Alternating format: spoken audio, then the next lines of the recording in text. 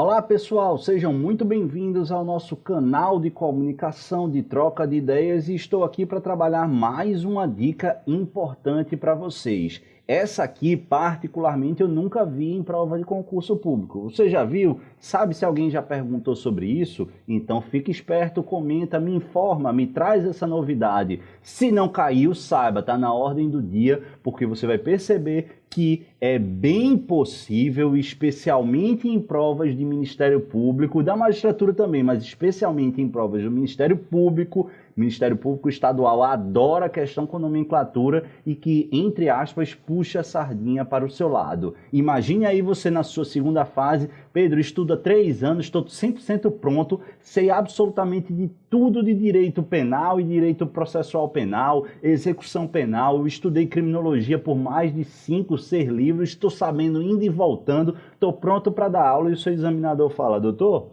me fale e contextualize sobre a síndrome de Alice no direito penal.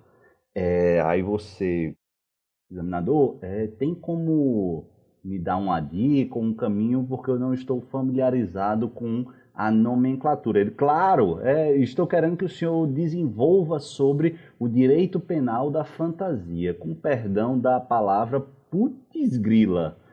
É complicado, a gente sabe e você sabe tão bem quanto eu. Mas imagine aí, se caísse, Pedro, aí eu ia reclamar. Não, você não vai reclamar, olha, examinador. Essa é uma pergunta que não mede conhecimento. Faça outra aí, porque realmente é óbvio que você não vai fazer isso. E aí, vamos tentar desenvolver e buscar o que está por trás dessa bastante questionável expressão. Pessoal, o contexto dessa expressão específica eu só vi, na verdade, ela ser trabalhada na obra de Américo BD Júnior, um eminente processualista, salvo engano, lá do Pará. E aí o que é que acontece? É utilizada essa expressão dentro de um contexto, e é por isso que essa é uma das minhas apostas dessas questões de nomenclaturas inusitadas para ser cobrada nas próximas provas, porque ela envolve um debate sempre muito polêmico acerca da colaboração e também da delação premiada. A colaboração premiada, ela ganhou um contorno mais claro, mais firme, mais robusto, digamos assim, uma teoria geral dentro do direito penal brasileiro a partir da Lei de Organizações Criminosas, a nova Lei de Organizações Criminosas, a Lei justamente 12.850 de 2013.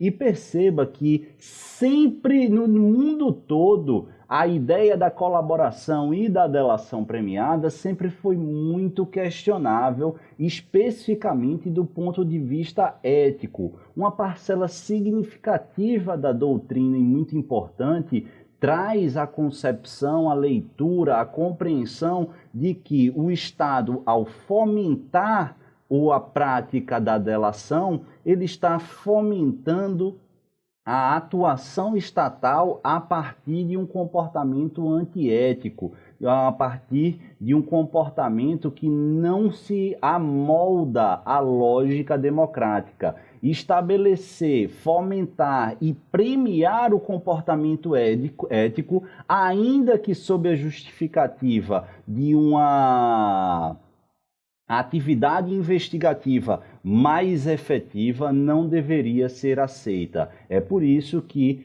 autores de renome, como por exemplo o professor Eugênio Raul Zaffaroni, trabalha com essa ideia de inadmissibilidade da delação premiada, da colaboração premiada. Contudo, apesar da importância do argumento e do relevo, do peso do professor e de vários desses doutrinadores, dúvidas não há que a colaboração e a delação premiada é uma realidade. Basta a gente acompanhar e ligar qualquer jornal, de qualquer emissora, que você vai contar. Dificilmente você vai passar 1 dia, 2 dias sem ouvir, de acordo com a colaboração premiada, foi homologada a colaboração premiada, segundo a colaboração premiada, enfim, colaboração premiada está na ordem do dia dos nossos jornais e da nossa persecução penal, especialmente porque agora o outro braço, o outro lado da doutrina que defende a ideia de que há claramente uma nova criminalidade, uma criminalidade que cada vez mais é difícil com os meios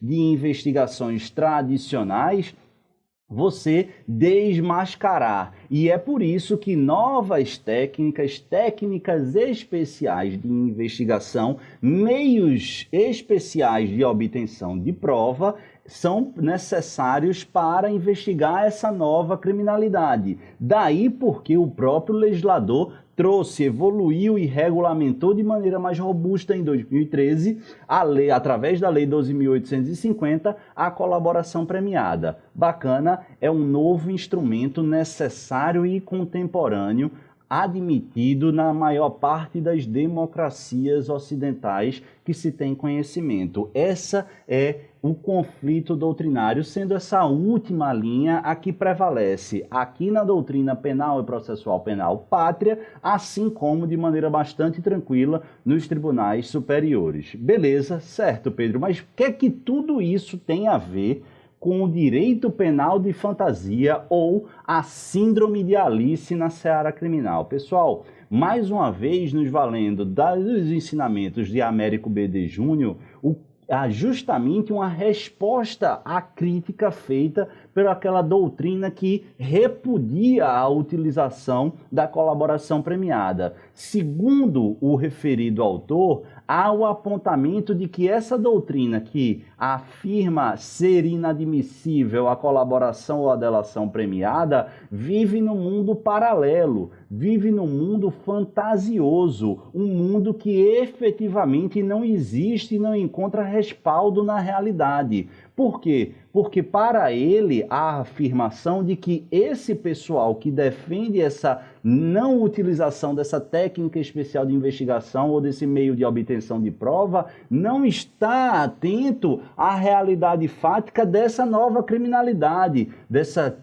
criminalização ou dessa prática delitiva de grande monta macroeconômica, das grandes organizações criminosas que cada vez mais utilizam instrumentos sofisticados e desenvolvidos para rodar o dinheiro que substancia a utilização ou a atuação criminosa desses grupos organizados e que, vivendo nesse mundo paralelo, defende essa impossibilidade em razão de ser um comportamento antiético. Afirma o doutrinador, portanto, ou quem defende essa questão da síndrome de Alice no direito penal, que quem não concorda, que quem não admite a utilização da colaboração, da delação premiada, vive num mundo completamente fantasioso e que não encontra guarida, não encontra respaldo na realidade. E aqui a gente já puxa para entender a nomenclatura.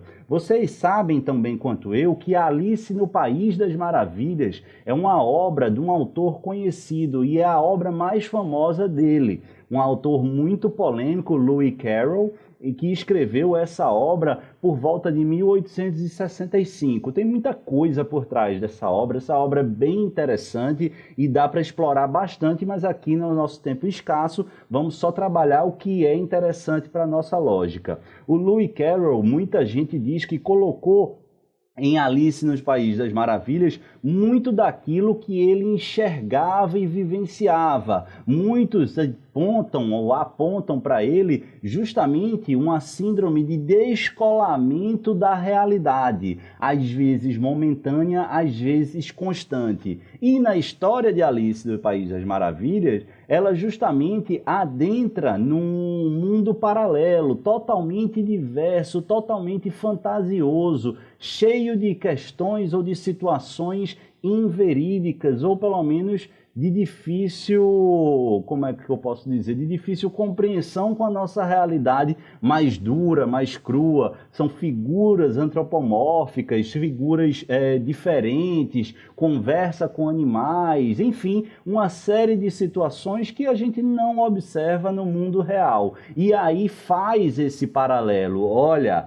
da mesma forma como Alice não vivia na obra Alice no País das Maravilhas no mundo real, é a realidade vivenciada por essa doutrina que não admite a utilização dessas técnicas especiais de investigação como a colaboração e a delação premiada. Vivem em um mundo paralelo, descolado da realidade, no mundo fantasioso. É isso que a doutrina tem chamado de síndrome de Alice no direito penal brasileiro, aliás, no direito penal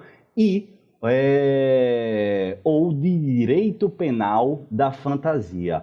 Cuidado, pelo amor de Deus, que essa leitura ela deve ser feita com muito cuidado e, sobretudo, com essa nomenclatura. Você só vai, pelo amor de Deus, essa é a dica mais importante, utilizar direito penal da fantasia ou síndrome de Alice no direito penal se alguém perguntar diretamente a você o que é síndrome de Alice ou o que é direito penal da fantasia. Não queira enriquecer, entre aspas, a sua resposta a algo sobre colaboração premiada, delação premiada, com essa concepção da síndrome de Alice. Você pode até colocar que existem duas posições, mas não utilize essa nomenclatura. Por quê? Porque ela é uma nomenclatura pouquíssimo usual. Corre-se o risco do seu examinador sequer conhecer. E aí ele vai dizer: que danado esse cara está falando? Vou cortar ponto aqui e você vai se prejudicar. Então, 2 ensinamentos. Você sabe o que é síndrome de Alice, direito penal da fantasia, agora sabe.